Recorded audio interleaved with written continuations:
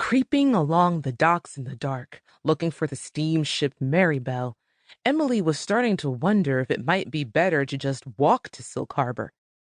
So far, her great escape from Uncle Yerrick's tyranny hadn't been great, or much of an escape. It's going to be embarrassing if I don't get further than this, she thought, exasperated at herself. Emilie reminded herself failure wasn't an option. She scrambled behind a row of barrels, her boots squishing in foul-smelling muck, and squinted to get a look at the slip numbers next to the pier entrances. It was a cloudy night, the half-moon mostly concealed, and this end of the docks had only a few widely spaced gas lamps. At the other end, there had been tap houses and inns, and more people to blend in with. Sailors or dock workers heading for home, and passengers waiting for the ships with a late boarding. This boardwalk was empty except for the occasional armed watchman, and if Emilie was stopped, she couldn't very well say indignantly, "I'm not a thief. I'm a stowaway, thank you very much."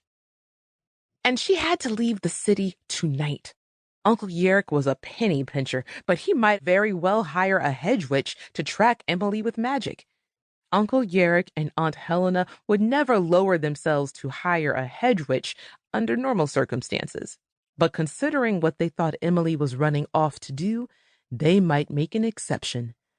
Emilie had passed the gaslit graving docks and the warehouses, looming dark and quiet.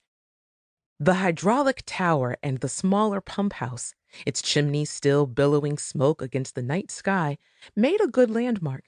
At least she knew she was in the right place. The Marybelle and the other short-range steamers should be down here somewhere. If Emilie hadn't spent money on food, she would have had enough to get to Silk Harbor by buying passage on the coastal ferry, which had departed late this afternoon. That had been her original plan. She had formed the plan very carefully, stealing the newspapers out of the scrap paper bin to study the steamship lists and to learn where the passenger ferries berthed and the best route through the city of Manyport to reach the harbor. But none of the newspapers or the storybooks that featured romantic heroines thrown out by their evil stepmothers or stepfathers or stepuncles to make their own way in the world had mentioned how painful starvation actually was. How once past the stage of acute pain, it made your thoughts slow and your body weak.